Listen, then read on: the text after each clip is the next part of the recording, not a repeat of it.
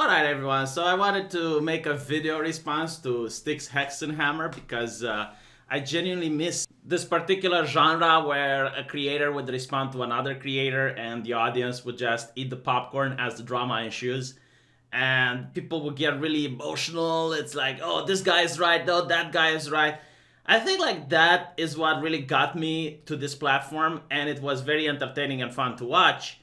But if you do it nowadays, it's harassment. So I'm literally, I guess, harassing Styx Hexenhammer right now, aren't I? But he made a very interesting video, which made me jiggle a little bit because of how innocent Styx is. He suggested how to improve YouTube, which kind of assumes that the things that are happening on the platform now are not working as intended. It's the idea that the people at YouTube are just silly and dumb and they don't know what they're doing, when I think it's quite the opposite. So he suggested that videos that are older than 1 year should get more protection when it comes to brigading.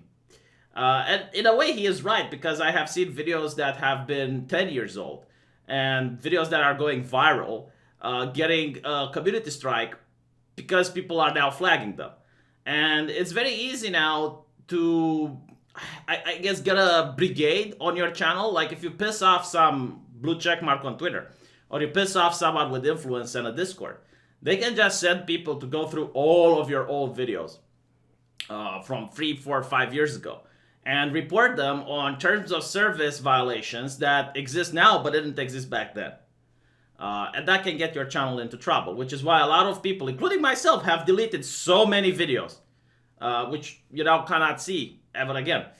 But the thing is, no, I think this is working as intended, because if YouTube wanted, whenever they have a ridiculous new terms of service, they could make it so that all the videos made before that terms of service, if they violate it, they should just be removed without getting a community strike. Like, you can literally make the algorithm happen. You can just code that in. To the point where a human doesn't even need to know if the video is old or not. Like, the moment you remove it, if it's past that date, then it doesn't get a strike. But they don't do that. They don't do that because they don't want to. They don't care. Like, one of the most ridiculous terms of service that exists nowadays is that you're not allowed to make fun of a person's appearance. Like, that is the most primal type of humor that there is. Like, that is, in kindergarten, kids made fun of One-Eyed Billy because he didn't have one eye. That is like the most, like, when you're born, laughing at funny faces is literally the first thing that you do. And you're not allowed to do that anymore on YouTube because that's harassment. So if anyone makes fun of my cool jacket now, I guess you're harassing me. And it's impossible to operate on comedy nowadays, right? But of course, the cable companies and the YouTube preferred partners, they're going to be able to still make fun of it. Like, they're going to be able to make fun of Trump. They're going to be able to make fun of whomever they want based on appearance.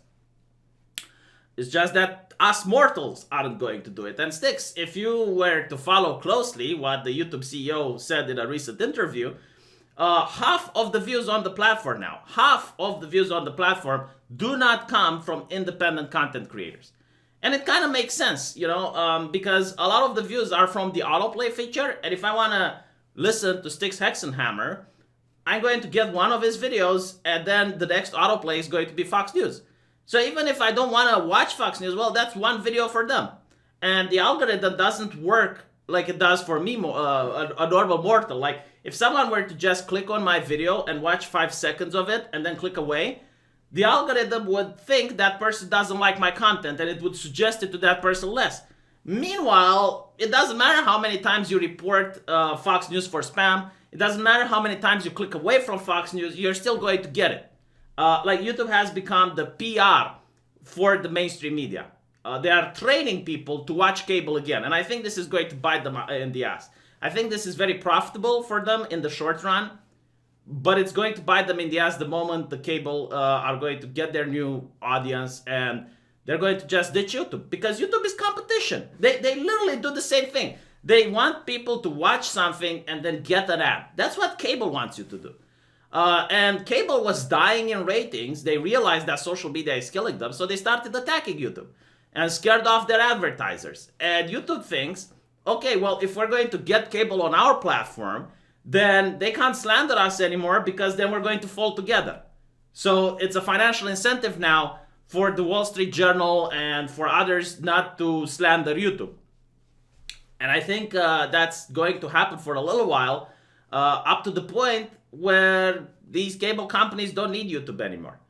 And it's quite a shame. I mean, the platform is just very boring to watch. The search engine has been destroyed.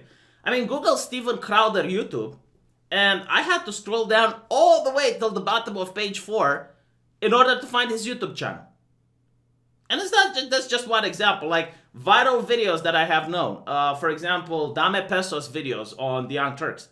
I used to have that in order to, use it as material in my videos. Like there were clips and segments that I would want from there. You can't find it anymore. It's so buried deep within the algorithm. It's not even funny. Like they destroyed the search engine. It's so bad that people are actually creating mods for the browser so that you decolonize YouTube from the mainstream media. Like there are people who spend their free time because they knew there is a market demand to just get all the all the cable media out of YouTube. So you can now browse YouTube the way it used to be. And it doesn't always work. Like it's still very difficult to make that add-on because there's so many of these cable companies that are just infesting the platform now. An absolute infestation. And yeah, I mean, I think the purpose is to get people like us, like me and you sticks, off the platform. Mr. Bedecker made a video back in the day calling it the 3Ds. De-ranking, demonetizing, and deplatforming. So the first thing they do is they de-rank you, like Steven Crowder. You try Googling for him, you're not going to find him in the first search results. Even if you literally Google Steven Crowder YouTube, you're not going to find it. So you have to scroll down and down and down until you get it, right? Demonetize, they did that to him. The next step is deplatforming, if he doesn't get the hint. And that's the way it's going to be.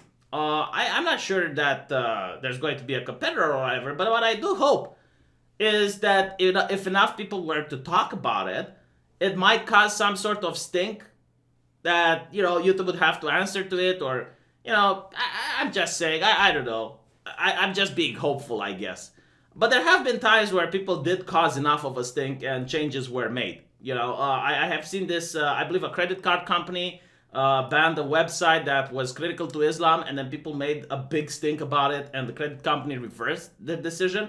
Because it's quite possible that it's not the higher ups necessarily at Google that are doing all of these things, or they are, but they don't want to do them to this particular extent. And the people that are like a little bit below the CEO, like the people that are in the middle management, they're the ones that are making these decisions unilaterally. And when the CEO finds out that, oh, okay, people are complaining, let's dial it back a little. It's possible. I don't know. Again, I'm trying to be hopeful here. But definitely, this platform is now hostile to in-house creators like you and I. They don't promote us. They don't want to put us in the search engine. They demonetize so many content creators that I remember from 2016. I mean, it is what it is. So that's why I find it funny when you're trying to give solutions to YouTube, because for them it's not a problem. It's working as intended. I mean, do you remember when you actually had a system that you can make a video response to people, and it was to connect independent creators one to another? Yeah, nowadays that system is called harassment. They completely removed that option. They completely shut down any quote-unquote drama between creators since the Steven Crowder incident. And I think they don't want to promote independent creators ever since the Paul Logan incident. Which, again, is quite interesting if you think about it, right? If I find a dead body on my front yard and I videotape it and I make it into a news, right? I make it into a news segment. I'm like, oh my God, guys, I went out of my house. I found this dead body. And I called the ambulance. The guys came. It took them 15 minutes, blah, blah, blah, blah, blah, right? If I do that, I were to get probably 4 or 5 community strikes. My channel would be removed. If CNN does it, it's newsworthy. CNN can just show dead kids in Syria gasping for air from sighting gas attack. It's fine. Right? And you look at the new terms of service. You take any episode, you just pick and choose any episode from South Park, season 1 or 2, and you upload it on YouTube and see how many community strikes it gets. You cannot have comedy on YouTube anymore. You cannot have entertainment on YouTube anymore. The only thing you can do is to just report the news and try to be a little bit edgy, just to sit on the line, and then you have Susan Wojcicki say she's going to go after controversial content. So even if you don't break the rules, you're still into the gray area now, aren't you? That's about all. Peace out.